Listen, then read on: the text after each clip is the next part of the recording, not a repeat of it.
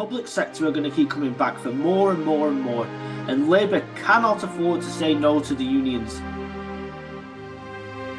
I was speaking to a business owner. He owns many businesses, and he was telling me this last few months there's been board meeting after board meeting after board meeting about not only that they're taking no new staff on at all, but they're working out how they can reduce their wages bill. So what they're looking at the moment is no pay rises, and they're looking at who they can let go and give other people their roles and responsibilities, because they're saying we've got a budget for wages that's now gone up 2, 3, 4, 5%, or whatever it is.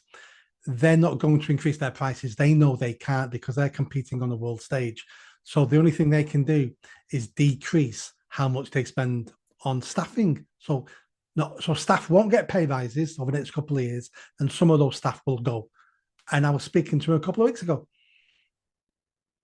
Yeah, I mean, even the Treasury even had to step in. What day was it?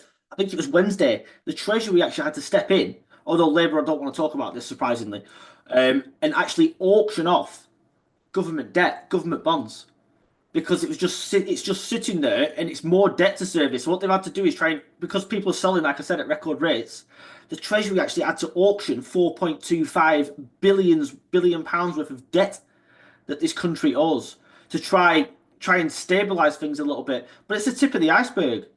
People are now, even Ed Davey, the Toad of Toad Hall, I call him, even Ed Davey has now said that Rachel Reeves should not be flying to China like she has done. She should not be leaving it to junior Treasury ministers to speak in Parliament now and give fiscal statements. She should be there. And the people are even calling on, even the Lib Dems, for God's sake. Nobody cares about him. But they're actually saying something sensible. She has to cancel the national insurance rises to employers, because that is what's driving this.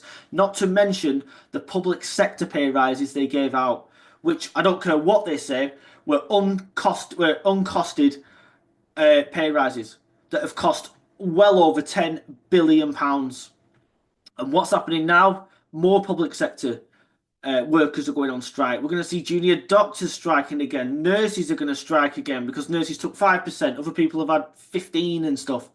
It's a never-ending spiral of doom where the public sector are going to keep coming back for more and more and more. And Labour cannot afford to say no to the unions. And these unions know it. And they are going to take them to the cleaners. And by extension, take the taxpayer to the cleaners as well.